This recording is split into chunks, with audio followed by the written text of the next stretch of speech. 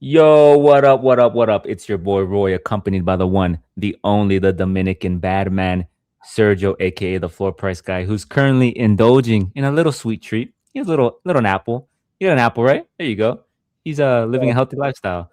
We're combat sport guys coming back to you with another UFC full card breakdown, this time in the form of UFC 328 Khamzat Chimaev taking on Sean Strickland for the middleweight champ. Whoa, bro, I'm all messed up. Middleweight championship, 5 round bout. These guys have been heated in the months leading to this fight. We'll get into that card. We got a co-main event. We have Joshua Van putting the flyweight title on the line up against Tetsuro Taira. That fight was originally slotted to happen earlier in the year.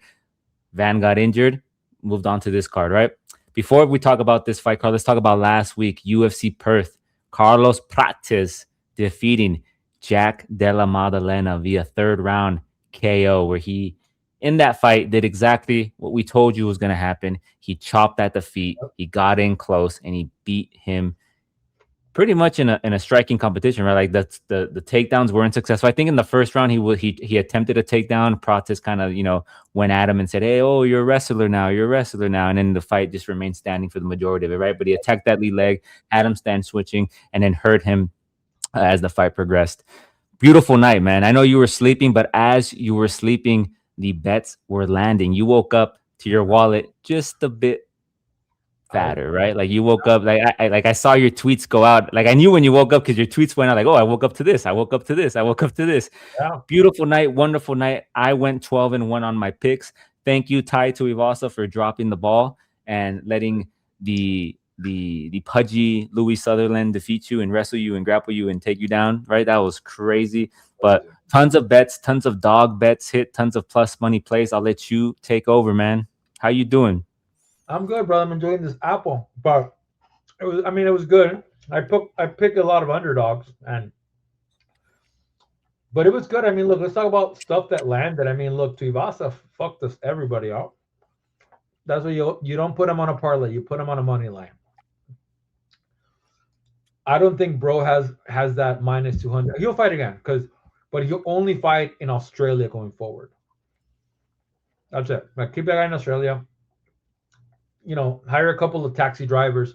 Isn't that what they used to do back then with the UFC? They still do, bro. Mm-hmm. Depending on where they fight. Yeah. No, Cam Roston and McKelliff. Go back down. Cam Roston and McKelliff, a plus money parlay for a plus 129 hit.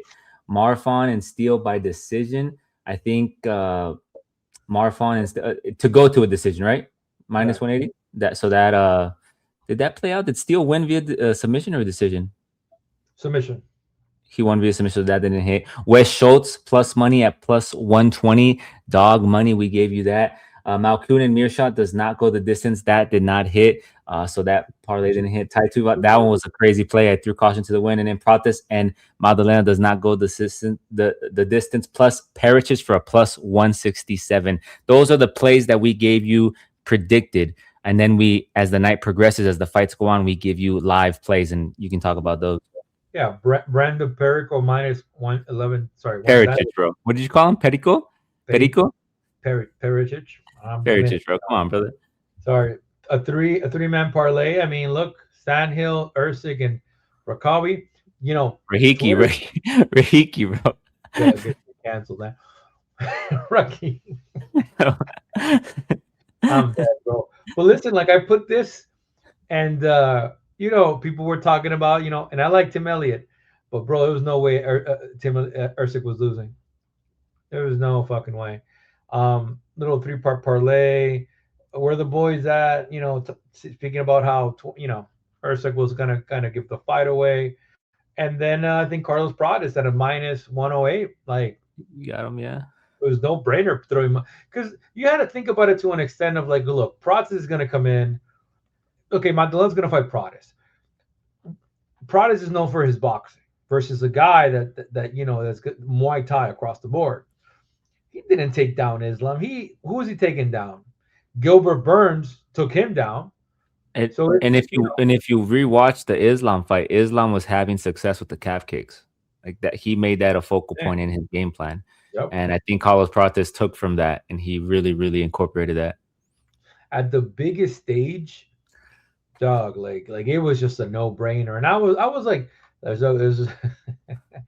that's what it is. Get Drinking my boy beer. up to that, bro. Bro, you Are you a mentioned fan that. now, bro? Are you a fan of Carlos Prates now? You said he was gonna have trouble in the welterweight division. He's top 5 now, bro. He's He's number one different now. contender, bro. He beat the former champ. He beat 2 former champs, Leon Edwards and JDM. The thing is the Islam, but like the thing is, like I just like how he bounced back. Like the bounce back, like I can't tell you a better fighter that's bounced back. Not even Ian Gary. Ian Gary beat Bilal Muhammad, right? He beat Pratis, like, but Pratis really evolved from here. Yeah, So I think out of all the fighting, because remember all the fighting nerds lost around the same time, the same year, and I think his what's it called? His consistency and his bounce back has been the best out of all 4 of them, in my opinion. well, he's faced a tougher competition because former champion. No, none of those guys, like even fucking Kyle Barallo, like I don't see he's gotten better versus Pratis has that composure. They go to take him down. Okay, bro, come on. Yeah, So the told you, bro. problem He wasn't losing in front of his daughter, bro. I told you. and then you have like Michael Morales, which is it's a heavyweight. It's, it's a heavyweight that Dude, cuts to 170. Yeah, but that's the truth, right? Isn't it? dude walks around 230. That's crazy. He's like a Alex Pereira, bro. Yeah, He's that's gonna what jump to light heavyweight soon, I when think. this guy touches you, and that's what I think. He's like a Rumble Johnson, similar thing. I mean, I just hope he keeps making weight because I think we'll see him move up. I think he wants a crack at the title, see what happens, and then jump up. I don't think it's sustainable for him to be there long term. It's got to be a bitch to cut that way, bro. You know what I mean? no, we're good. We're good. Go ahead. I, it's loading. It's like Yeah. buffering. Right on. So let's get into this first fight, man. We got a stacked card. I think this is one of the best cards this year, in my opinion. We got 13 bouts. Kicking off the card, we have Clayton Carpenter taking on Jose Ochoa. This is a good fight, man. This is a fun fight. I'm a fan of both these guys, actually. I had a difficult time when it came to looking at this fight, like kind of assessing, man. I can see this fight going 2 ways, right? You have Clayton Carpenter, who last time out lost to Jafael Filio via submission. He was a little overzealous in those exchanges, right? He ended up getting caught. Jose Ochoa last lost to Asu Amabayev via unanimous decision. Asu Amabayev is a grappler. He's a come forward grappler, right? He was able to secure some takedowns. Jose Ochoa showcased his get up game. You know, he can scramble. He's really good on the feet. Carpenter is young. He's a fast striker. He has strong takedowns and chases submissions. His gas tank isn't bad and is well rounded. He has a gi. He is a gi and no gi Brazilian Jiu-Jitsu champ. He gets after it once on the ground, and he can secure those takedowns. His grappling entries are really good. Ochoa is a shoot to box guy. He can strike and fight well off his back. He has decent takedown defense. Last time out against Almabayev, he was taken down 7 times and controlled 9 of 26. He throws with volume and has good gas tank. I could see this fight going 1 in 2 directions. Clayton Carpenter comes in here. He's aggressive. He secures the takedowns. He gets adequate control, and he wins on the scorecards. He maybe finds a submission. He maybe snatches something up if Jose Ochoa is not careful. But I think Jose Ochoa would be okay on the ground. It would be nice scrambles. Or we could see it where Jose Ochoa does enough to get back up to feet, stop some takedowns, and lay some hands on Carpenter, right? Because he does have nice hands. We saw him get that knockout against Cody Durden, but I just think Carpenter's last fight was a difficult fight for him stylistically because Jaffa Filho is really good on the one thing that Cody Durden did was that he kept it on the feet, right? And he beat him up on the feet. He tired him out, and he held his own on the ground, right? When he did go to the ground. Carpenter, in his overzealous nature, he ended up getting caught in that submission, right? So I think Carpenter here should get it done via the takedown, via the control. But I wouldn't be surprised if Jose Ochoa, can find his way back up to the feet, lay some hands, and kind of hurt Carpenter. But I'm going to be safe here. I'm going to go with Carpenter to get those takedowns, to get the control, and kind of have a safer fight. So I'm going with Clayton Carpenter. Yeah, and look, the reality is, Tagir is a beast, right? I think Tagir is like top 10, top 15. Yeah. I think he lost to The what's gear that? lost, bro. Remember he couldn't make weight. He looked really bad last time. Yeah, he lost, and he had to fight the He guy lost to that. Horiguchi. I think he lost to Horiguchi. Yeah, Horiguchi just put it on, but Horiguchi's good though. Horiguchi is like good. But I was gonna, the Jafel Filo fight is very interesting because if Carpenter would have had a little bit more patience and survived that first round, because Yeah. Filo, we now understand that Filo's a first kind of like a first round fighter, right? But it's And it's styles too, because he looked good against Alan Nascimento, but Alan Nascimento is a style that favors him a bit more, right? yes, yes, Yes. But but the yeah, I agree reality with is, you. First round fighter. well, and he caught him in the first because I think he's a first round fighter, similar to Kyler Phillips. He's similar to what's this other guy that we call him one of the best first round fighters? There's another one we make fun of. Skylar Phillips is the one we make fun of the most. No, no, but we said about you put these two guys in a first round fight. I forget the other guy, but I think he's a first round fighter. That being said, he got submitted in the first round via Kimura, where he should have had Mhm. a little bit more patience, right? So if he would have taken his time, I think he would have won the second round and third, right? Tire him out. You got a guy Jose Ochoa that struggled against Asu with the takedowns. It was always there. Now, what is the like? There are different levels of grappling though. One of them has more of a, I don't want to say Chechen. I don't remember where he's from, but he's part of that kind of like region. Uzbekistan, yeah. Yeah, from that region. But Carpenter brings American wrestling into the equation here, right? That's why, like, what are these boys going to look like when they're fully hydrated? That's the first thing. Second, I think Carpenter takes him down like at will. Like it just. When was the last time he kind of like? How good could he get? Well, it was 9 months though. I'm gonna It go with was, but Carpenter. he's also on a two fight losing skid. Like, do you see Carpenter losing 3 fights in No, a but row? he's Like, also lost to very good fighters too, right? And the wins to the like wins. It's that's the thing about it. We have wins that are not as impressive, right? I think that's the biggest. Ochoa versus Carpenter. The loss to Kavanaugh. How good is his loss, right? So yeah, I was gonna mention that too. Jose Ochoa has fought tough competition as well since coming into the UFC. I mean, you talk about Loner Kavanaugh, right? He just beat Brandon Moreno in a 5 round bout. And was that in Mexico or was that in China? It was in Mexico, right? yeah, I think it was in Mexico. That was in Mexico, right? And then he beat Cody Durden, and then he lost to Asu Amabayev, who was in title talks for a while, right? He's in the mix. He's in the top 10. So yeah, man, we'll see what happens. But I'm gonna side with Clayton Carpenter here. Both we got Carpenter. Right on. We'll move on to our next bout. We have Beisinger Suserkayev taking on Jordan Santos. The Beisinger GOAT. Suserkayev, man. What happened? That's the GOAT. Santos, bro. That's the GOAT. Yeah, a lot of people like him. Look, Suserkayev last time out beat McConaughey via KO. Santos last beat Danny Barlow via unanimous decision. Suserkayev is 11-0, and he's 5-5, last beating Eric McConaughey, right? He fought on the Contender Series on Tuesday, and then he made his debut on a pay-per-view card the following Saturday against a guy who was moving up in weight, right? That guy was moving up in weight with short notice. I forget his name. Let me get his name here. Eric Nolan. Eric Nolan, right? He came up in weight to fight him on short notice. He's got good hands. He's solid grappling, has nice takedown defense. He's well-rounded, throws nice combinations. And, people were big on Suserkayev after that contender series. They're like, oh man, this guy's fighting in 4 days, man, on the pay-per-view slot. This guy's a beast. He's the next coming of whatever, right? And then against Eric McConaughey, he started playing with his food a little bit. He was playing with his food a little bit, right? He lost the first round. He came back and he got the KO. Even against Eric Nolan, he was kind of being showboaty, right? He was being a little bit showboaty, like pretending to be hurt, doing this up against the fence, smiling, sticking out his tongue. So that turned some people off.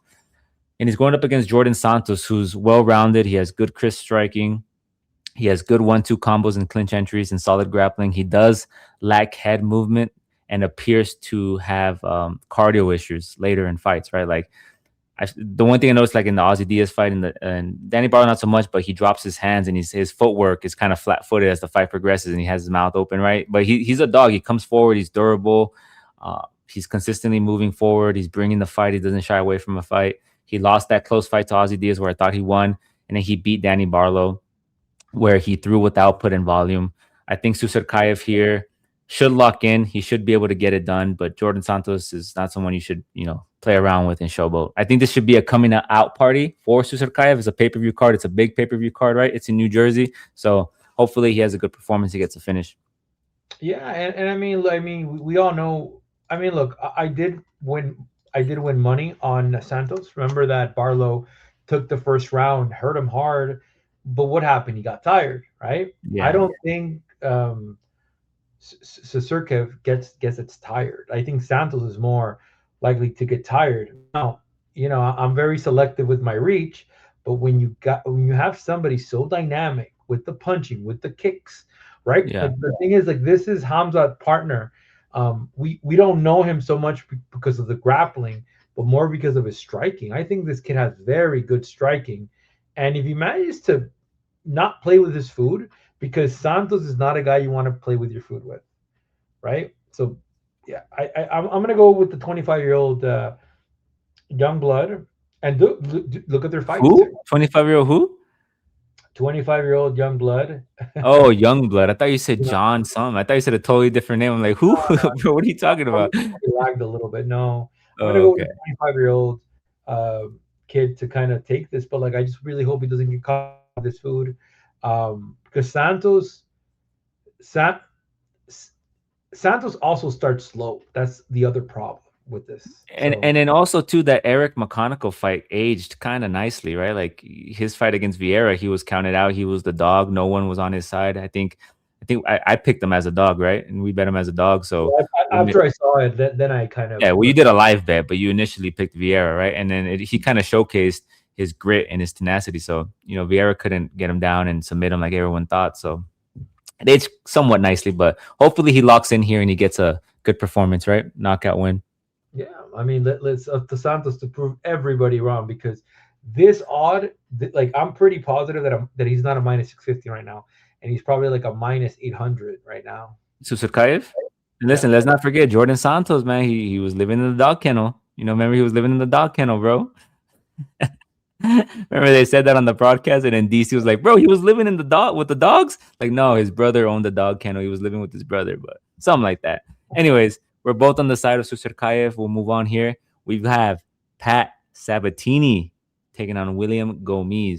This is a good fight. Sabatini last beat Chepe Mariscal via unanimous decision, where everybody, including us, kind of doubted him, right? Did we doubt him or did I pick Sabatini? I don't even remember. I don't even care. William Gomez last beat Robert Ruchala via unanimous decision. Sabatini last time out secured 7 of 12 takedowns and controlled Mariscal for 10 minutes. Mariscal's somewhat known for having that engine, having that, that, what's this guy's name? Bantamweight. What's his name? Mariscal. Yeah, what's the bantam? The former champ. I forget his name. What's his name? Marab Duvalishvili. He has that Marab Duvalishvili type gas tank where he's coming at you. He can scramble well. He has grappling. He has striking. It's really good. He was able to scramble with him, take him down, and control him for 10 of 15 minutes. Gomez against Ruchala was taken down 2 of 6 times and controlled for 4 minutes by someone who's primarily a striker in Ruchala, right? Ruchala is a striker first who can grapple. Sabatini has that savvy, that BJJ background. His striking isn't the best. He's from Pennsylvania. He has that background in wrestling, right? Penn State University. After his KO, after his KO loss to Diego Lopez, he spoke to a psychiatrist, a sports psychiatrist, and got back on track, submitting Jonathan Pierce when he was the underdog, then getting the dub over Joe Anderson Brito, where everyone thought he would get KO'd. Remember that? He controlled him for 14 minutes of that 15 minutes. And then he went out and out-grappled and outpaced Chepe Mariscal. So he's been on somewhat of a run here, somewhat of a quiet tear since getting that KO loss and then kind of like getting his mind right and just focused, right? He's using his strengths to his advantage. Gomes is a tactical kickboxer. He has that kickboxing base. He's long, he's rangy, he's 5'11". He has a 71-inch reach. He excels in picking his shots from distance, jabs, legs, kicks, body strikes. He's got decent powers. He does have some knockouts on his record, but he does lean more so on the technical precision and movement. His grappling's okay. He has solid defense at a 70% and some Brazilian jiu-jitsu skills, but he's not a submission hunter.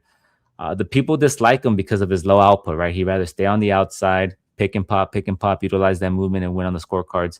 I think Sabatini here is in a good position to get a victory, right? If he's able to secure those takedowns, as we've seen him in all his previous fights, control him. And let's not forget, like William Gomez has, he lost to Hyder Emil, but he also has been in difficult situations. Like you look at that Francis Marshall loss, that split decision loss.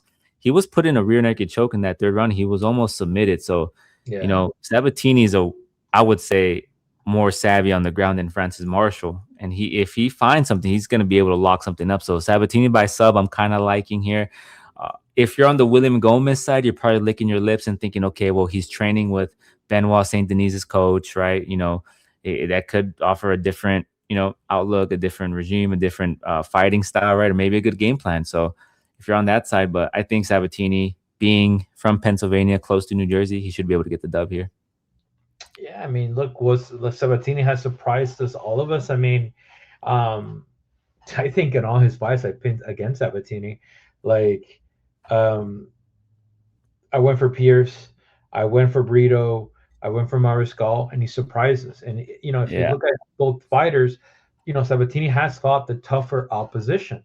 That being said, Gomes presents range, right? And that's where it gets interesting. But if you saw the Hyder Emil fight, Hyder Emil was taking him down kind of at any kind of at free will, Yeah. right? We can kind of assess that. And you look at a fighter like Chepe Mariscal, which I think he's like, bro, that kid's good. Even that fight, Mariscal won the first round. Sabatina came back, and the reversals was insane. So the question is, Sabatini can land the takedowns, 100%. Um, yeah, this is a striker versus grappler, man. That's really what it comes. If Gomes, and also how much time, we don't know that, but how much time has Gomes has has had time to prepare for Sabatini's takedowns, because Sabatini's going to shoot, shoot, shoot, and shoot. I'm gonna go with Listen, Sabatini. bro, in the words of Hamza Chimaev, oh, not Hamza Chimaev, Islam Makachev. Listen, brother, 6 months. I've been doing this since I was 6 years old. It's not gonna make difference. So there's that, bro.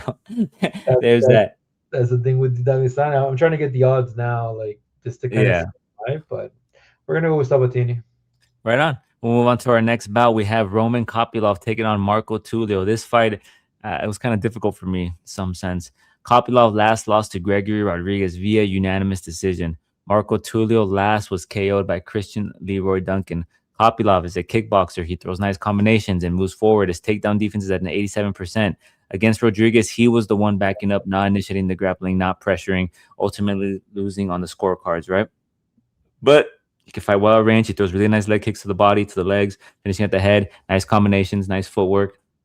He's a fun fighter to have. Also, we have Tulio, who's an aggressive striker. He's technically efficient striker and well-rounded, and he's athletic, and he's competent on the ground as well. We saw him in his Contender Series fight when he fought Yorsi Belguri. You know that Yorsi Belguri, the guy that has been doing really Yeah, well, who's taken out the likes of Asmat Bekoyev and Malik Abdul. yeah, What's You know what I'm talking about, right? yeah. Pereira's sparring partner. Yeah, we've seen him utilize the striking, the grappling before and go to the takedowns. And, coming off a knockout loss and coming up against a kickboxer, do you think he's going to try to just stand and bang with this guy and potentially lose on the cards or potentially get KO'd? Or do you think he's going to try to incorporate the grappling more, right? Uh, Kopylov did have success in stopping some of the takedowns from Gregory Rodriguez early in that fight, which looked good. And Gregory Rodriguez is a good grappler, right? He's a Brazilian Jiu-Jitsu champ.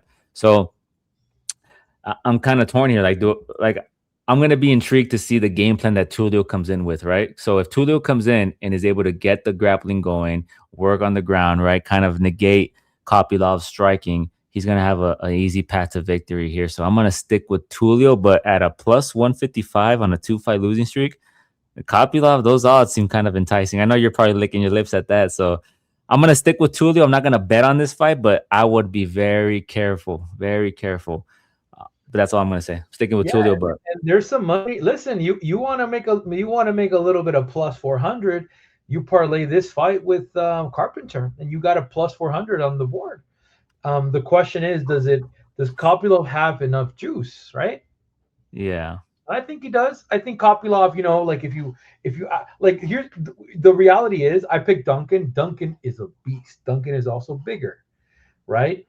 Uh, Tulio, bro, what did about the legs? About the legs, don't women give men? What is it about the legs? What about? I don't think you think he's in a honeymoon phase too, like Norma. You think they're both done? Um, 'Cause the reason I picked against Norma is because she's in love, bro. She doesn't have that same aggressiveness that she had earlier. I I I'm find partially it. joking, by the way. I know, but I find that Tulio just looks a little bit different. I'm finding that out, right? And like if I really look at the opposition, like Kopylov is a beast, bro. Like, look, I had Costa winning Kopylov, but Costa's a beast. Now Costa, That was a bad fight too. It's two kickboxers. It's two right? kickboxers. Yeah, Yeah. and they both exchange. It's just Costa, got back on the training wheels, right? And against Gregory Rodriguez, I don't think Tulio would stand with Rodriguez. I think Rodriguez would not go out after seeing what Duncan did. So I'm gonna have to go with But Kopylov. Duncan kind of just hit him with that spinning elbow and took him out, right? Like it wasn't like he put together a combination. It wasn't like he put together a combination. He was beating him up like really bad on the feet, right? Knocked him out cold. He kind of just caught him with that spinning elbow. It's kind of like the Aaron Pico situation, right? It's kind of like it's unfortunate that happened to you, but I don't think I he's. gotta rewatch that fight because I remember it a little bit. If I'm not mistaken, Mhm. Duncan was the more aggressive fighter. He Yeah, was more he was in the bigger, flow. Yeah. way bigger. Oh, Yeah, Duncan is a what do you call it? It's like a Pereira guy. Like those guys yeah. weight bully, brother. Like Islam, like you weight bully. Um, I'm gonna go Kopylov, and Kopylov is sitting down right now at a plus 154. So look, like Kopylov and Carpenter might be a good fight, or just wait till the live odds kind of That'd be shit. a good parlay, not a fight. They're not fighting, brother. Sorry, that's what I mean. Sorry, might be a good. But yeah, that's why I said that I'm not gonna bet on this fight because I could see Look how close it is. Kopylov burning a lot of parlays. Out of five Hurting thousand, bro, out of 5,000 picks, look how close this fight is for the at a fan. what? Out of 5,000 like picks, 53-47. It's close. Yeah. What is Everybody, their 6.274? Yeah. I think he'll be okay here. I'm sticking with Tulio. You're with Kopylov. We'll move on to some unks, bro. We're getting into our territory, bro. We got Jim Miller taking on Jared Gordon. Miller last lost his Chase Hooper via unanimous decision, where it was kind of like old school BJJ versus new school, right? And Chase Hooper kind of just got away with it, bro. He got the dub. He asked for younger guys, and then they gave him some younger cats, and he ended up getting knocked out twice. So what's going on, Chase? Get your shit together, bro. Jared Gordon last time out got ran over by a car, and then he got ran over by Rafa Garcia, and he lost via KO. That was nasty, bro. When I saw my man come out, he took off his sweatsuit and he had the knee braces. I'm like, whoa, whoa, whoa, what's going on, bro? Was my guy injured? What's up? Boom. During the oh, fight comes out the news that he got ran over by a car. I think Bilal Muhammad somebody talked about it that he got ran over by a car. Anyways, I hope he doesn't fucking get ran over this fight because I'm going to pick him. Miller is a veteran. He has good grappling. He has good striking. He's well rounded. He has strong Brazilian Jiu Jitsu, solid striking, exceptional durability. Yeah, that matchup against Super was a bad matchup stylistically, right? It was old school versus new school, and he was out grappled and out scrambled and lost on the scorecards. Jared Gordon's a solid grappler. He averages around 2 takedowns a fight. His striking isn't the best, but it's improvement. It's probably the better of the two. He's not high volume striker, but he focuses on accuracy and power. He has decent boxing. He often looks to close the distance and land in the pocket. His takedown defense is at 62%. If we have a healthy Jared Gordon here, I'm going to pick him because he's a bit younger, a bit faster, a bit more durable, right? And he's good. He could hold his own on the ground. He could stop some of the takedown attempts from Jim Miller. And I don't think he's going to want to initiate some takedowns here because Jim Miller's Brazilian Jiu-Jitsu is pretty good. So I'm going to go with Jared Gordon here to get it done. 42 years old, man. Jim Miller has to be slowing down, bro. listen, I like my old guard. I'm just, I like my guys a little bit older. I mean, look, 5 year difference. It does matter at 42 at light. Because if Miller was a heavyweight, I'd be like, oh, you got to give him the Derek Lewis pass, right? Give him the Derek Lewis pass. But against Gordon, I think Miller takes it. I think Miller, if Miller shows up motivated.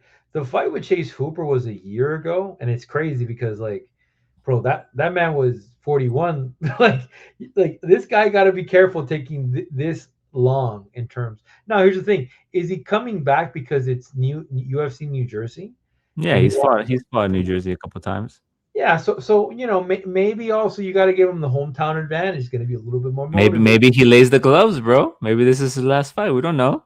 Nah, bro, I think this man wants to fight at UFC 400, bro. You My think boy. you think he's gonna rough it out? I mean, we never know, bro. Rough it out, bro. I think he's gonna rough it out. He's gonna. What UFC we at? 320. Damn, bro. We got a couple. We got 5 more years, bro. My boy, he's gonna I don't be. think he's gonna cut it. I think there's a possibility he could lay down the gloves here, bro. It is, but it's funny to actually think about because it's actually more than 5 years. 12 UFC fights in the span of 5 years takes us to like 60 UFC numbered events. So he He's not would. gonna fight, bro. He's not gonna. They're not gonna sanction it. 46 years old, bro, fighting, bro. What are we doing? Nah, that would be even more than that. Yeah, he would have to be like 48, like Yeah, it's to crazy. kind of get there. But I'm gonna go with Miller, man. Like, look, I mean, I'm gonna go with Miller. I really hope that Gordon kind of hits him. You really Miller, hope he gets hit by a car? Is that what you're saying? Damn, bro, it's messed up, bro. I hope that Gordon hits him. The odds explode to like plus 1,000 Miller. I slap 1,000 Miller. Miller comes back, taps that ass. So I'm gonna go with Miller, bro. All right, and I'm gonna go with Gordon, bro. The guy that got hit Jared by a Gordon, car. bro. The guy that You're gonna got go with the Jared guy. Gordon, bro? Because listen, bro, you're one of those guys that think he looked really bad, but you're forgetting he got hit by a car, bro. We all picked him to beat Rafa Garcia, bro. And look what Hoffa did to Hernandez. If Rafa and Miller fight, who you going with? MMA math, but it's stupid. But who you going with? Oh no, Garcia is a different animal now. All right, all Garcia's a right. different animal. I don't know. Let's move on. I'm not picking because of that. I'm picking No, because no, no. I just threw that out there. I said MMA math is stupid. Let me ask you. It's me yeah, asking. It's not me saying you were doing that. Don't worry. Next up, we have Grant Dawson taking on Mateus Rebecki. Rebecki's on a 2-fight skid, man. He's losing to the likes of Chris Duncan and Ludovic Klein. He last beat Mitabek Orobay via split decision. Dawson is coming off of a KO to Manuel Torres. Bad man, right? In the lightweight division. Dawson is primarily a grappler. He averages about 3 to 4 takedowns a fight. He applies pressure. He looks to control you. His striking isn't the best. His striking defense is atrocious. He's been KO'd in the past. An example, Manuel Torres has KO'd him. He's also been KO'd by the likes of King Green. We have Mateus Rebecki, who's a pressure grappler who likes to push forward and looks to level change after throwing heavy shots. Doesn't always look to grapple ever. We've seen him recently engage in these fist fights, right? And he doesn't shy away from it. He's a dog. He's durable. He's never been submitted in his career. His takedown defense is at 50%. I think Rebecki here is live to put away Dawson, right? We've seen that Dawson cannot take a punch, right? Especially from somebody who applies pressure, who moves forward, and who throws haymakers. So, and then like if you're on the side of Dawson, when have you seen Rebecki get controlled for a long duration of time, right, on his back? Like even against Mitabek Orobay, we saw how good Orobay is when he moved up in weight and took on Chris Curtis, right? Like he just mauled that guy, mauled him on the ground. So I think Rebecki getting that win has aged really well. Split decision win, and they were striking for a good majority of that fight too, right? So I think Mateus Rebecki here is gonna just run through Dawson. yeah. And the common opponent is Diego Ferreira, right?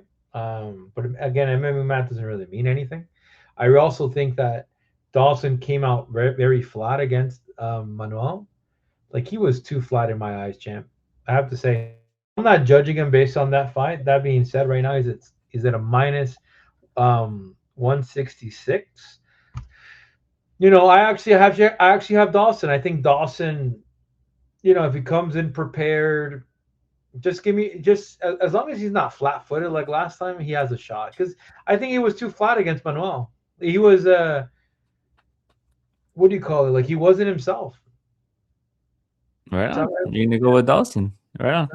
You're on the side of Dawson. I'm on the side of Rebecki. We're on this next fight. We have Joe Alvarez taking on Yaroslav Amosov. This is a banger of a fight, bro. Like if you into MMA, you've been watching the sport, bro. Like you know these two guys. Woof, it's gonna be a good fight. Alvarez last beat Vicente Luque via unanimous decision, which was his welterweight debut. I'm still of the belief that the boys in Rio got word back to Alvarez. They got in his ear. They said, "Listen, brother, Let's just make it to a decision. You don't got to put him out. You don't got to get a submission. You don't got to get a KO, bro. Let's just ride to a decision, bro. We got a lot of money riding on this. He had multiple times where he could have put out Luke and he didn't. Anyways, he beat him. A lot of people were upset with that bout. Amosov last beat Neil Magny via submission in his UFC debut, right? So you look at both fighters. You look at Alvarez. He's the better striker of the two, I would say, right? He has real power behind his strike. He has good technical striking, solid movement. He has poor takedown defense, and he doesn't really offensively grapple. He does, however, have dangerous Brazilian Jiu-Jitsu, can fight well off his back. He's okay with getting taken down because he has 17 submission wins. He's never been submitted.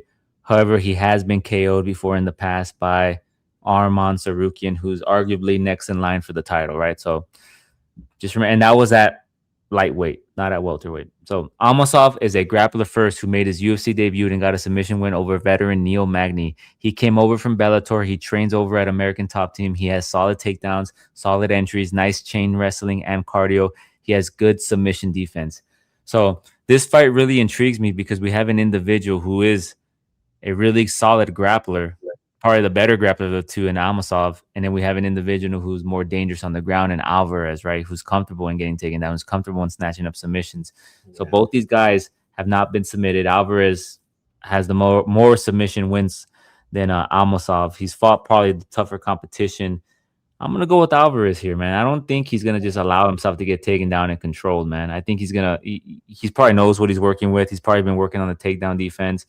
And I think he's going to be able to find ways up to the feet, get it going on the feet, maybe snatch something up on the ground. Who knows? But it's going to be tough, man. I don't see him submitting. I see this card going to the scorecard. So I'm going to go with Alvarez. I think he does enough.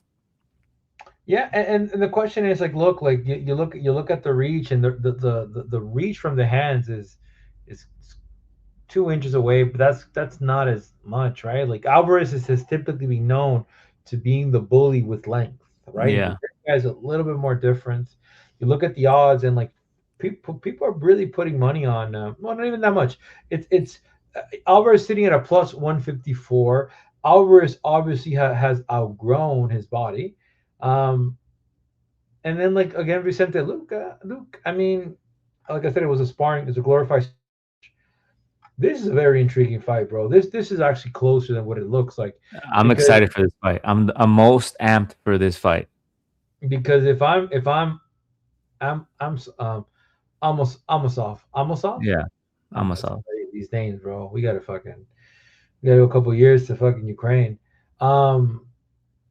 Yeah, I don't think he can strike with this dude. It's a grappler versus stuff, and it's so intriguing because if he lands a takedown, then like I said, Alvarez has good submissions, right? Has a good active guard. But again, you're dealing with a guy that's like known for. He's gonna be longer on the ground too, bro. He's gonna be longer on the ground. It's gonna make it a lot easier for him. Jason Jackson which is the Blackzilians, Henry Hooft. Yeah. Again, I remember when this kid was coming up, he was like the guy but you're facing an up and coming prospect. And my only concern is like Alvarez is still growing in that welterweight body, right? Because remember, he was a lightweight and had more reach than anybody. Like I said, I'm gonna go with Alvarez. I'm not gonna overthink it because there's so many things to kind of overthink here. I think you know what, like if live bet. No, this might be like a money line bet because because the reality is if Amosov doesn't take down Alvarez, the odds go up because you're relying on this takedown. Now, if you're bullying Amosov, look for a couple takedowns. Look for 2-3 takedowns. So yeah. And it's funny because earlier in the week when I first saw this fight, like when I make my notes, right, I look at the fight and I pick immediately, right, and then I start writing out my notes. And then initially I was gonna pick Amosov, and then I started thinking about it, man. I started thinking about how dangerous Alvarez can be off his back and how well he can scramble. I was like, and how good he is on the feet. I switched over towards Alvarez once I did some of the work, some of the recent fight watches. But it's a good fight, man. I'm excited for this. It's exciting. We're both on the side of Alvarez. You tired already, bro? The apple's getting to you? You got a little food coma? What's going on, bro? You yawning over there. The apples got to you? It got me, bro. It got me. Oh, my God, bro. Listen, well, let's wake you up, bro. Break this one down for me. No, I'm good. Listen. Oh, now he's awake. Let me tell you right now. We're going to skip this fight. We know who is going to win. Come on, bro. What do we do, bro? Like, really? Like, do we really like want to Is he the biggest favorite? What are the odds? Let's talk about the odds. Minus 1,000 on Tapology. minus 11, minus Minus 1,100. Listen, Atiba Gautier last time out went to a decision against Andre Pulaev, and Pulaev has showed us how good of a striker he is. He took Christian Leroy Duncan to a decision. He made Christian Leroy Duncan look hesitant. That's how good he is with his jab, with his length, with his movement, his combinations. What's up, brother? but reach, but reach, And he because has the reach as well, right? And then Andre Atiba Pulaev Gautier, had reach. yeah. And then after the criticism that people threw, oh, you ruined my parlay. You were supposed to knock him out. You were supposed to get the 1.5 under whatever. My man said, listen, I haven't even been able to show my whole arsenal. Like, I'm ready to go out there and show. Like, he showed that he has the power for one, right? He's the middleweight Ngannou. He has the power. He says he has grappling. Let's see it, right? He says he can throw some submissions. Let's see it. He's going up against Ozzy Diaz. Ozzy Diaz has kind of moved around in weight, right? I think he started off as a light heavyweight. I would say in the LFA, he was a light heavyweight, and then he was the middleweight champ in LFA. He's a power puncher. He has a slow start, knock. He's a slow starter, but he does have a knockout potential. Like, he does throw bombs. As I mentioned, he's dropped in weight. He's more comfortable in middleweight. He can grapple, but doesn't use it. He has solid footwork and technical striking and poor striking defense. That's the key word, poor striking defense. He's here for the highlight. He is tonight's Nico Price. He got the call. He's got to go. He's got to show up, brother. We're gonna start saying that, bro. Whenever we think someone's gonna finish somebody, he's the card's Nico Price. You're on Atiba Gautier as well, Bro. Like, bro. You know how bad it is, the what's odds that? right now. Like, I I haven't haven't seen even the let me odds. look. So minus 650 for Gautier to win by KO. Minus 650. The boys, huh? The boys have caught on, bro. Yeah, but What's inside the distance? you don't even bet at that point. You're Oh, you just don't bet like, at that point. That's crazy. you're just more. Let me see what the Atiba, round. listen, bro. My sport book has Atiba Gautier at a minus 1493. Yeah, they're putting money on, bro. That's Almost what a I'm saying. minus 1500, bro. For him to get a KO victory would be Atiba Gautier by KO is a minus 476. Atiba Gautier by submission plus 850. Listen, in the words of the floor price guy, just throw $5. No, what's $5? Throw $5. You never know what can happen. That's not my style. That's floor prices guy style. But if you want to throw Well, $5 I on mean, eight, look, bro, on a plus 850, I will throw $5, bro. You got to. Anything can happen.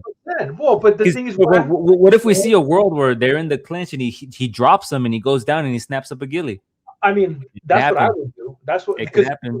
he's talking about showing his resume and Mhm. showing his experience. So I I I could don't see know. that, bro. I could see him trying to get a submission plus 850. I'm liking it. The I'm question is, licking my lips right now. what You see about me? the decision? You see me?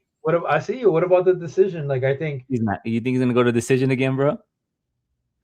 So Atiba Gautier by decision is plus 800. So they think it's more likely they go to decision than it is him getting a submission. That's crazy.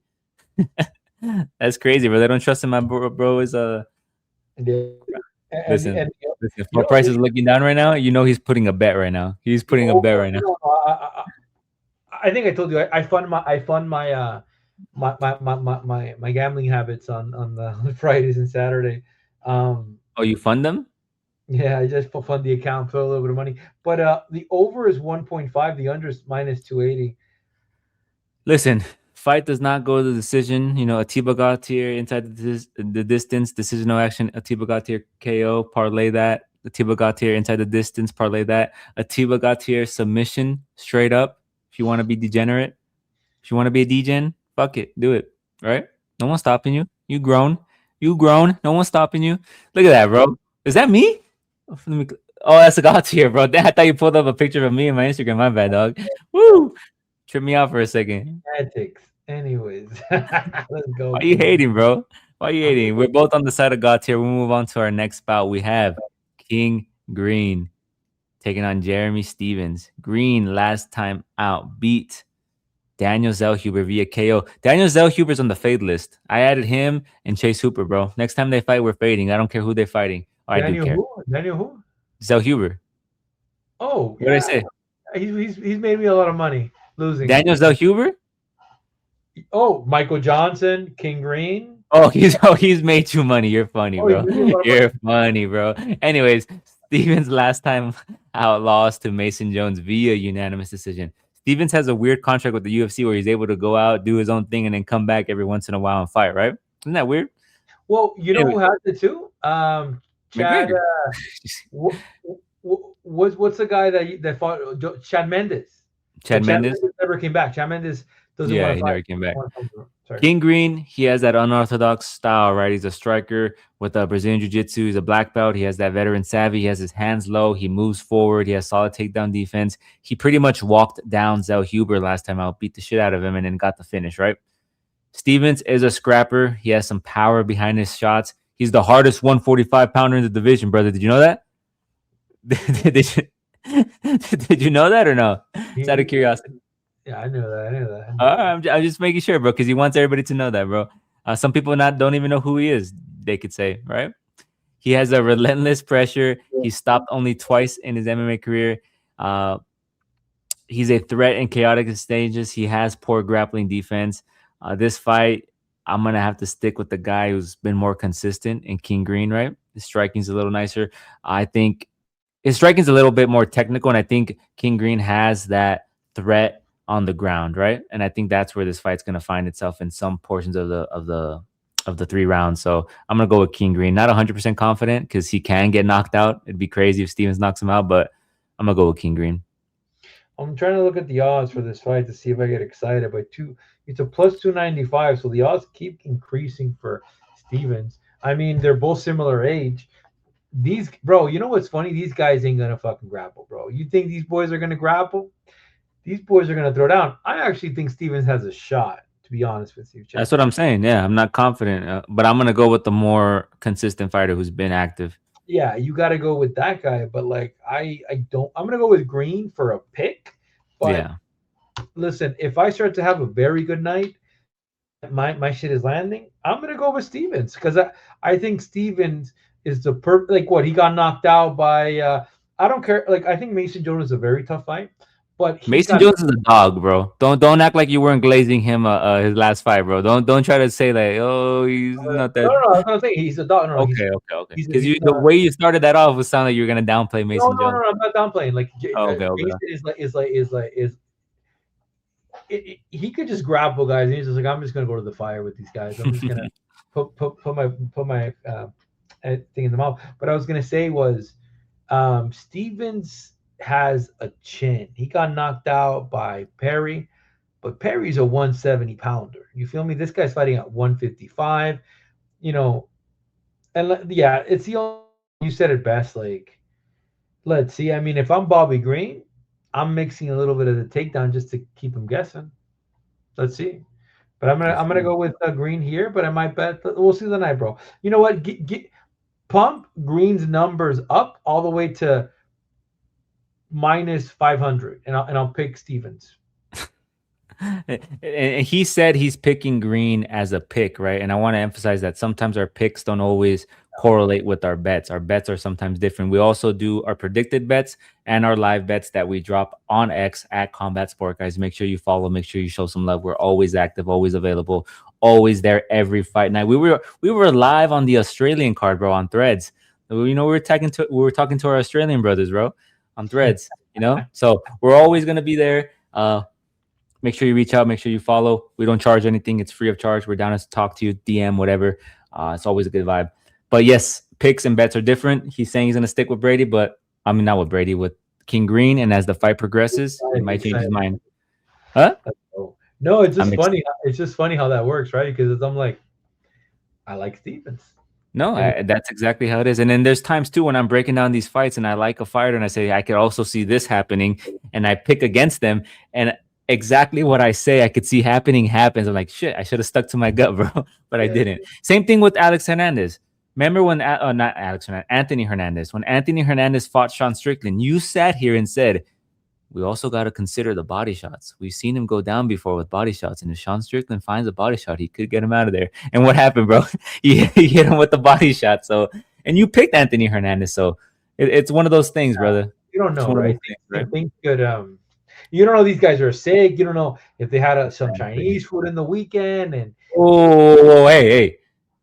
Don't ever slander Chinese food, brother. Chinese food is goaded. I All right. went to a restaurant last week. I'll show you some pictures afterward. Oh, Me let me ask you a question. Let me ask you a question about the restaurant. Were the Asians in the front and the Hispanics in the yes, back? they That's how were. you know. Okay. They Say were. no more. I'm there. Send me the location. Anyways, we'll move on to our next bout. We have Sean Brady taking Joaquin Buckley. This is another bro. This card is so fucking nice, bro. This card gets me going, bro. You know what I mean, bro? You know what I mean, bro? I'm about to take a shower right now, bro. You know, if you get my drift, bro, I'm about to be like Justin Gaethje, bro, before a fight. You get what I'm saying? You get what Yeah, I'm bro. saying? No, I'm just kidding. Listen, Sean Brady, last time out, lost to Michael Morales via KO. And he was on the embedded. He was on interviews talking about how he didn't even know if that fight was going to happen, right? He didn't know if that fight was going to happen. He knew last minute. He went into that fight and he didn't look like himself. He wasn't able to get the grappling going. He came in with 2 knee braces as well. He had like the knee guard. He just didn't look like himself, right?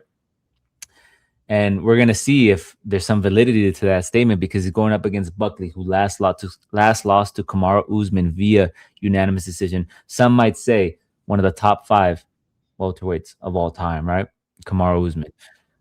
Brady is a grappling specialist. He has that Brazilian Jiu-Jitsu background. He's a black belt. He has 5 submission wins in his career. His wrestling is aggressive. He thrives in close quarters. He chains takedowns into submission attempts. People knock him for the Bilal Muhammad loss, but they're kind of right because he proved he doesn't have a chin, right, by getting KO'd by Michael Morales, right? So can this guy take a punch? Like, we're gonna learn, right? Because Buckley is a powerful striker. He looked phenomenal since dropping down to welterweight. He has power. He has good movement. He can incorporate wrestling if needed. His cardio concerns have been answered. I think Buckley has answered all the questions that have been brought to him. Right, even in his loss to Kamaru Usman, he had Usman go 4 of 13 takedowns. 4 of 13 takedowns were. Was it 4 or was it 9? I think he stopped 9 of Usman's takedowns. Correct me if I'm wrong. I might have written that wrong.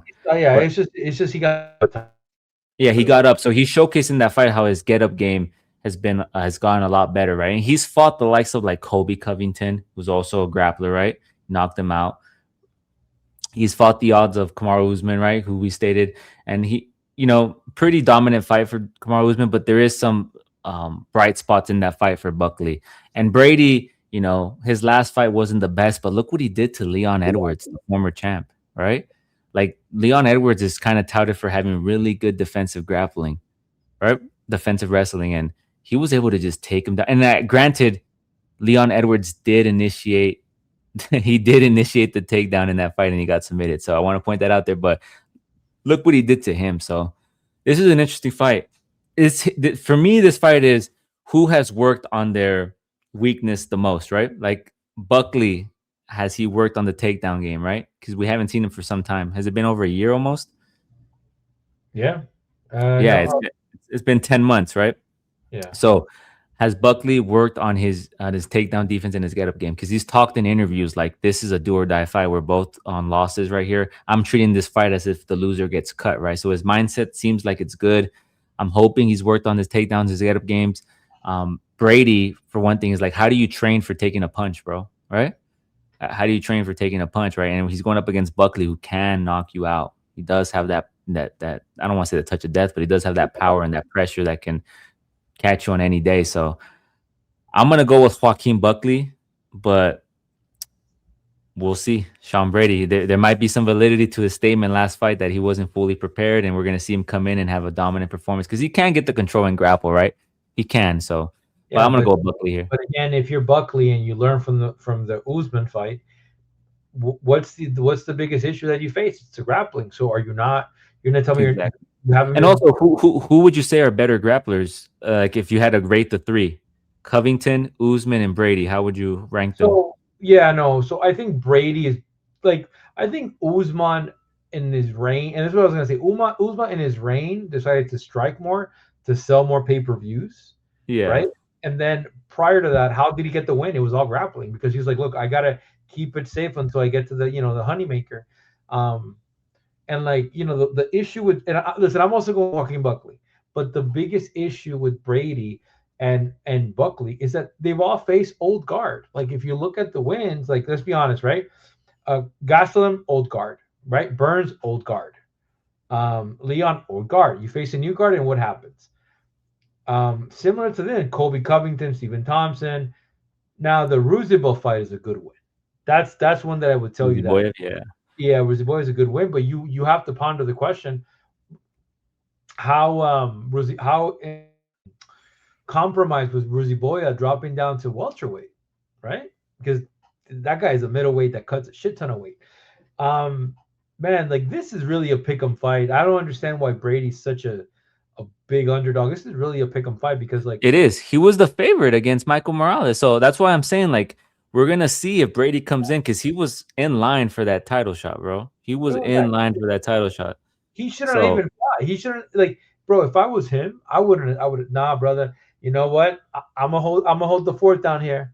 But then it's like after you get to the Brady level, they would have probably offered him Prodes, if not Morales, right? So and you this get is to a that. hard fight. And this is a hard fight for me to pick because I've been on Brady's side for like a lot of his fights, right? The Gilbert Burns fight, right? The Leon Edwards fight. Like, I think you've picked against him in all those fights. And for the first time, I'm picking against him here, but I'm worried, bro, because he can come in and just look like how he did against Leon Edwards, right? Yeah, oh guard. I just like I said, I don't know.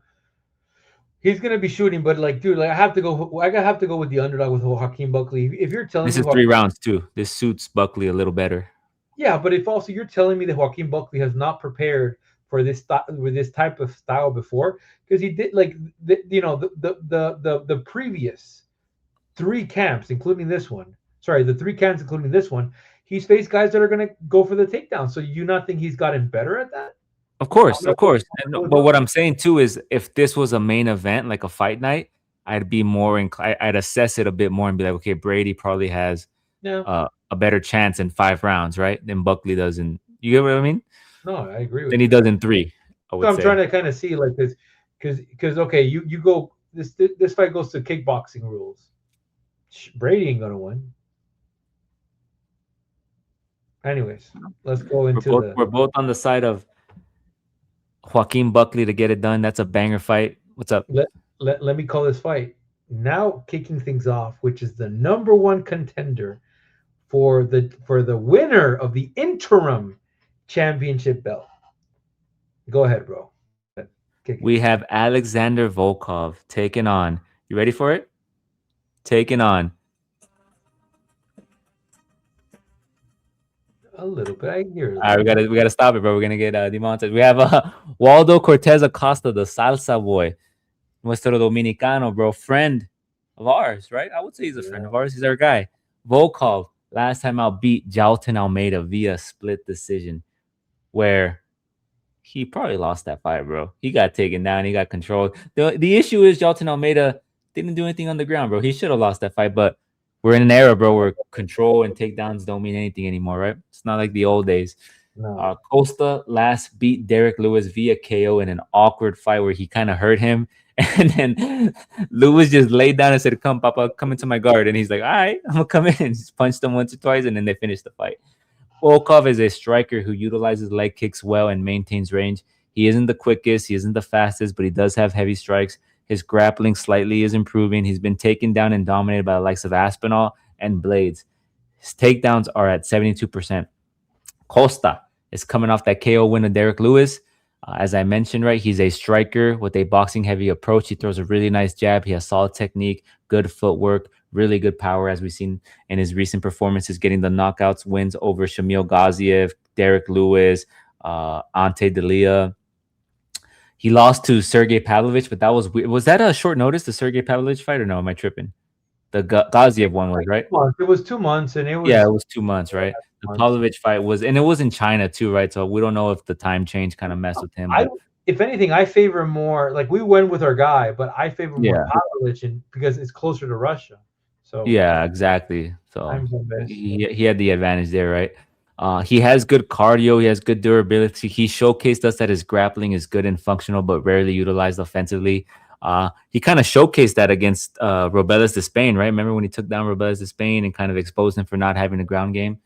Uh, yeah, man, I think Cortez here should get the victory, man. He should be able to I'm surprised he's the plus 160 underdog. Is that still current, or have the odds Plus changed? 120. Plus 120. Okay, so there's some love coming in on Costa, right? I think people are forgetting that Costa can incorporate takedowns, right? His takedown defense, his get up game is really good too. His footwork, I think he's going to be able to mix it all in and get a win here over Alexander Volkov. The question is, do you think he knocks him out? Do you see Volkov getting knocked out by I, Waldo? I think he's gonna put more volume. The thing is, like lanky fighter like Volkov he's good. He's not bad. And then the common opponent is Pavlovich, Sergey, right? Heavily, yeah. Pavlovich. That's the kind of the common opponent. But again, Hmm. Volkov used to be a training partner of Pavlovich. Waldo, I mean, like Waldo's is the lightest guy in this division when it comes to his striking. Like I'm trying to compare him to, Tyler Fortuna has kind of showed us a similar style when it came to the in and out, right? So I Yeah. mean, but then he has like the power of Derek Lewis too, where he's like knocking these dudes out, right? So I'm gonna go with Cortez Acosta. I really think that if he's able to mix up the grappling, I think if he stagnates and keeps himself in the middle, Volkov will just kick, jab, use his range. But if Wilder Cortez is able to kind of like use his go threaten for the takedown, overhand right, jab to the body, kick. Because who's the quicker fighter here? Who's the Costa. so he's gonna Yeah. chop him. I'm chopping those legs. I'm gonna And the drop in yeah. the sorry, We go could ahead. see that too, right? Because like you mentioned, Alexander Volkov, we could see him going for the calf kicks, right? Kind of like trying to limit his movement, limit his footwork, right? Especially him being a boxer. That's the common way to defeat a boxer, in my opinion, right? Is take away that lead leg, right? Have him stand switch, take away that lead leg, limit their movement. The last time he was KO'd, bro, was in 2018 by Derek Lewis. So 7 years. You think he's due? He's had a resurgence after, like, he's actually He's at a resurgence. He's fought the tougher competition, bro. Listen, that Cyril Gane fight, he should have won, right? A lot of people were saying that he was robbed in that fight. He should be on a 1, 2, 3, 4, 5, 6, 7 fight win streak after losing to the champ Tom Aspinall. So, but I maybe mean, that I could see maybe why he's the favorite. I could see why he's the favorite. but that's why people probably say, well, this guy fought Cyril and like the thing. I really think this is the number one contender fight for the interim champion belt. Like if any of these guys win and they hold on and they wait for that, I don't think Tom's fighting again. I really there's no promotion, no, hey, let's come to the event. What is he gonna do? Go to the White House? He's gonna have to pay 1.5 million to sit down. Did you know that, bro? Did you know that the No, you ticket know. price apparently is 1.5 million to watch that card in the like next to Trump I in the didn't White know. House? I didn't know the prices. You know what's 1.5. crazy though that you just reminded me. You know what's crazy? Your boy Ali Abdelaziz was in the White House, bro. How do you feel, bro? That's Anything really is possible, baby. Listen, you can go from the FBI watch list to hey. helping the FBI to being in the White House, bro. So don't ever give up on your dreams, Let, floor price guy. let me tell you something, bro. We've been banned. We've been blocked by two accounts, bro. One of Con- those is Umar. Umar Nurmagomedov. Why do And you you know block what? us? Because Ali Oh, but you didn't say anything bad about Umar. no, bro, You but love Umar. Umar, unblock us, baby. Who's the second account? funny, bro. Conor McGregor. So the common The Conor Ali. McGregor one, I think I understand it because I think you might have called him a crackhead or dropped the. No, you know what it was? No, I know exactly what it was. You made the tweet saying that he makes everything about himself. The BKFC presser. We got blocked after that, bro. Damn, bro, that's right. Bro, you We got blocked gotta after be, that. bro. My boy, a little sensitive millionaire, bro. Listen, bro, Let he's aware, bro. You don't, bro. Listen, if you were famous, bro, and you were laying at night on your back, belly up, he your shirt, your but he stomach does showing. that. Listen, your stomach showing, bro. You're not gonna Google your name. No, You're no, not gonna no, put your name on Twitter. but Connor, because when previous fight nights, when we're tweeting and we mention Connor in a positive way, he always hits like. That's You what I'm don't remember saying. that? That's He no. always I remember he's he's hit always like. he's always That's look. what I'm. But my question is, bro, if you were a someone of that stature, right, of that nature, of that status, wouldn't you look up your name on Twitter to see what the boys are saying, bro, just to get a little gauge, like, oh, who's hating, who's Fuck, loving? bro. gives a fuck what I have to say, bro? If anything, I'll prove you wrong. No, you're not understanding my question, bro. I bet you 100% you would be looking up stuff, bro. Let me see what the boys are saying about me, bro. Course, bro. But when you get to that status, You you can't can't really, respond. That's the thing. You you can't can't respond. respond. You can only block. I think blocking for him is like he just doesn't want to see it on the I title. don't understand why they don't just like the tweet, bro. Like, give them a little bit of a like. Don't give a response. Just like Medeiros. that's what I do, bro. When someone's hating on us, I just like the tweet. Like, listen, brother, you want a little bit of attention? I'm gonna give you a little. I'm gonna give you a little peck. Here's a like. Here's a like, bro. Medeiros, bro. Medeiros, when I called him, like, my boy looking like John Jones, Medeiros liked it. He was like, I don't know. he was like, Anyways, we went off topic. We're both on the side of Costa as a dog. Listen, there are a lot of dogs on this card, man. We talked about Costa. Who the other dogs, bro? I don't even remember. Was Kopylov a dog? I think Kopylov's a dog, right? Kopylov's a dog. you got Costa, Buckley, you got Buckley. Alvarez. No. We got Brady. So we got Brady, Costa, Alvarez. No, Brady's Brady's a favorite. Oh, he's the favorite? Oh, I thought he was the underdog. Okay. So we got Buckley, Look, Costa, Alvarez, and then Kopylov. Those are four solid underdogs. So Carpenter, like be very careful, boys and girls. All right, it's time, brother. It's time for the main event. We have the co-main event. We have Joshua Van taking on Tetsuro Taira. Van last time out beat Alexandre Pantoja via injury gift. I have gift right here written down. I don't know why I have it written down. I have injury gift. Listen, some people were mad. Some people were happy. I was one of those that was very mad, bro, because I didn't want him to win. And I want him to be champion. I've always picked Van. I picked against him against Alexandre Pantoja. And I was upset in the way he did it, but fuck it, right? You got to do what you got to do, right? He's a champ. Happy. Solid. Let's move on. Taira last time out beat Brandon Moreno via early stoppage. He hit him with that ground and pound. He took his back, right? He had him flattened down. He was just bombing away. They stopped it. Some argue that it was a little bit early, but it is what it is. He got stopped, right? Van, as I mentioned, this will be his first title defense. This fight was originally supposed to happen on an earlier pay-per-view, but it got pulled because Van had an undisclosed injury. So some concern that people have are, is he fully injured? Is he fully healed? Is he ready, right? And he talked about it in the embedded or in an interview saying that, during one of his training camp, his coaches saw something and they're like, you know what, let's not risk it. Pulled them out. And then now we're here, right? He didn't kind of go into detail as to what it was, but what can we say about Joshua Van, man? Ever since getting KO'd by Charles Johnson, this guy has just been on a tear, dude, answering every question. Came in on short notice and within, I want to say, under 6 months against Edgar Chairez, right? And got it done at UFC Noche. Cody Durden, right? Everybody said, oh, Cody Durden's going to test him with the wrestling. He's going to take him down. He's going to control him. This guy's a striker. Boom. Showcase that he can defend the takedowns, get up back on the feet, bring the fight standing again. Bruno Silva, same thing. This guy can take him down and submit him, right? He has a jiu-jitsu. He's a power puncher. Boom, boom. Same thing, right? Brandon Royval. Those dudes, as I mentioned, threw a combination of 600 strikes in 3 rounds, right? It looked like a Dragon Ball Z fight, bomb fight.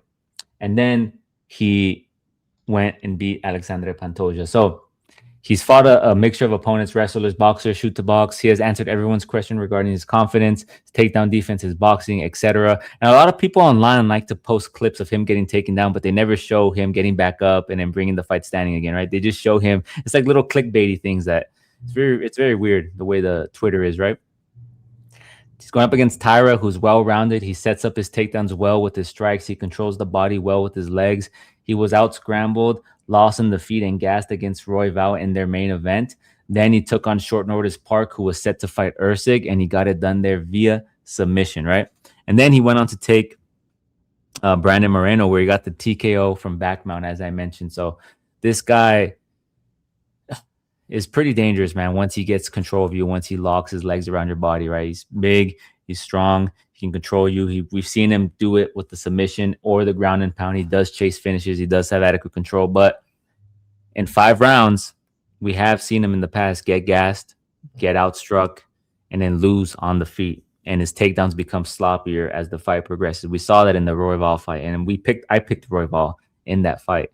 And I think Van here kind of knows who's he up against, right? Like, he was training for freaking Alexandre Pantoja. You don't think he was training for the takedowns, brother? in the get up game. We didn't get to see it in that fight because it didn't come to fruition because of the injury, the unfortunate injury. But that gave him more time to prepare for Tatsuro Taira, who does all that, right? Who's not as dangerous on the feet as Pantoja. Who do you think's a better striker, Pantoja or Taira? Pantoja.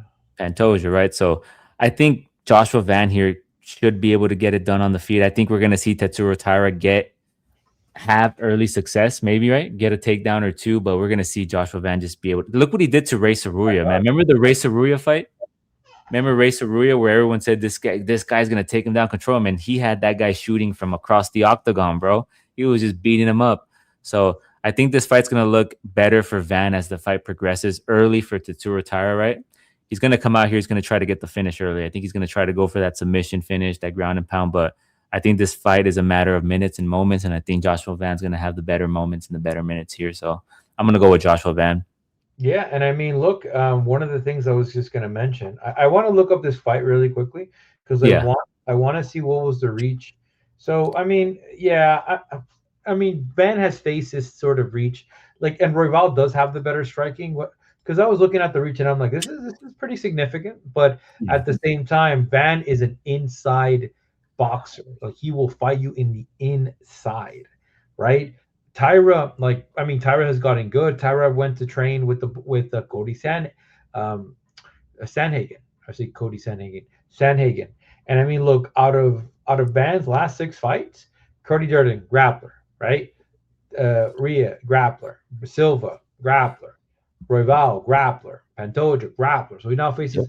Oh, Royval is the one that has more inclination to striking, but he's Yeah. just But he nothing can but scramble. And yeah, yeah, he can scramble 100%. So now this is not foreign for this kid. This is not foreign. And if Royval did it, and Royval has less of a cardio than Van, I'm assuming that this is a good Van fight, like where it could get complicated if Tyra catches him early, locks him down, could put a submission on him, which is that's possible as well. But don't you think Van is going to be versatile enough, right? Van is also so here's the other issue too. Tyra, I feel like Tyra's cutting a little bit too much weight. Like you look these guys like centimeters and inches yeah, and body type. yeah, Van is a legit flyweight. Van will not be going to bantamweight any soon. But if you look at Tyra and maybe Tyra loses his next fight, I could see Tyra going to what do you call it bantamweight. So and the question is like how how many good rounds does Tyra have in him? Definitely one, definitely maybe two, but if he doesn't take him out, Van should take this by yeah. Those are the things we're gonna be looking at when it comes to this fight, right? Is cardio and endurance, right? Because that's one thing that we've criticized Tyra for in the past. And his last two fights prior to post the Royval fight have all ended early, so we didn't get to see if he has improved on his cardio, right? So we're gonna learn a lot, man. This is a great fight, I think, to live bet, right? Because the odds currently have Joshua Van as the underdog. He's currently the underdog, right? So I could see it grow in the first round. Maybe Tatsuro Taira has some success in the first round, and then Van picks it up in the second or third and adjusts. But very good fight to live bet. I'm gonna stick with Van here. I like money on the like underdog champ. And plus, this is the year of the underdog, bro. How many underdogs have won in the main event and co-main event, right? How many underdog champs have won, right? Underdog fighters in championship fights have won. So I'm gonna go with Van here. But the pick. be And then careful. one last thing I was gonna say, the Brandon Moreno fight, to an Yeah. extent, Moreno was winning until he kind of like gave that scramble away. If you recall, there was a Yeah. scramble that he made, but then also Moreno is known for being inconsistent. So we don't know if I think Moreno has been on the out for a while. After he said, I've been suffering with depression. Sometimes I don't like to fight. It's like, okay, yeah, but you were UFC champion. You made. I mean, you should have made okay money.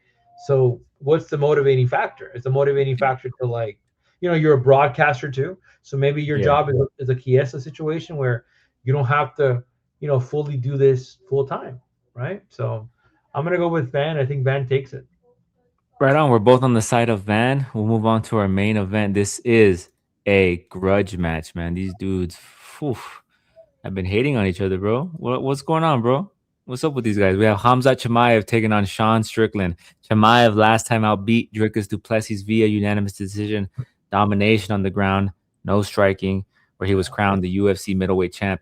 He's taking on Sean Strickland, who last beat Alexander Hernandez via KO, knee to the body. That you called, but you still picked Alexander Hernandez. And we all picked Alexander Hernandez because of the tear he's been on, this cardio conditioning, this ability to take people down. We thought he was going to do what we hope Chimaev does, right? And it didn't happen. Strickland is the former champ, where he shocked the world and beat Israel Adesanya via unanimous decision after entering the fight a plus 450 underdog. He's a solid striker who's defensively sound. He utilizes that Philly shell we talk about often, right? You've talked about it too because you box. He utilizes the teep kick and really well. It's his second jab and actually pretty effective. Against Duplessis, he showed better takedown defense in the second fight in comparison to the first bout, where he had solid get-up game, but he was taken down 6 times. His takedown defense is generally good at 76%. He's going up against Chimaev, who's an exceptional freestyle wrestler. He's been wrestling since the age of 5. He covers distance really well. He'll shoot a double leg or single leg from across the octagon, and once he secures your legs, he clamps onto your body and begins to search for leg hooks and uses the Dagestani handcuff to secure takedowns. He's really, really effective on the ground, right? His striking is functional. He has solid kickboxing, but he primarily looks to get you to the ground. His cardio has been tested in the past, and people like to hold that over his head. Look at the Kamaru Usman fight. One, that was on short notice, right? And Kamaru Usman is no fucking slouch, right? He brought it to him. So that's a tough opponent to take on short notice. And was that fight at welterweight or middleweight? I think it was at middleweight, right? The Gilbert Burns fight was at welterweight, right? And people like to bring that one up as well. But you got to understand, this dude was fucking dehydrated at welterweight, bro. Like that. I'm surprised. I'm surprised he made that weight, right? So he does train with what's the strength and conditioning coach's name? That Sam Calvita.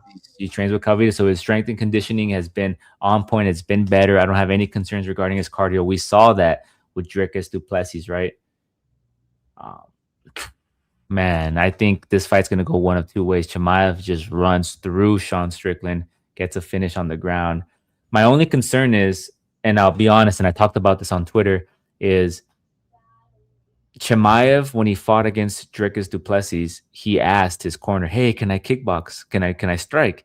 And they're like, "No striking, no striking. Go to the ground." Like Armin, they were adamant about him not striking, and I worry here that since there's so much tension between the two, he kind of ignores his coaches, right? And just like, I'm gonna bang with this dude. I'm gonna just fucking throw hands with him, and he ends up looking bad on the feet. I'm not saying he's gonna get put out, but he ends up looking bad and he ends up losing a round or something. You get what I mean? So that's my only concern. But if he sticks to his game plan, does what brought him to the dance, he should be able to get Sean Strickland to the ground, hopefully, and find a submission. And Sean Strickland, man, has never had a submission attempt. I think I saw that interview. He's never had a submission attempt on him, and he rarely, if ever, gets taken down. Right? I mean, he's been taken down by Dricus Duplessis, so we saw what Chimaev did to Duplessis. I mean, I don't want to use MMA math, but Chimaev is a way better wrestler. So I'm going to go with Chimaev here, the champ, and still, but I have that concern. And he's also talking about fighting at light heavyweight already, bro. Like, focus on your fight. I hate when people do that. Like, just focus on your fight, dog.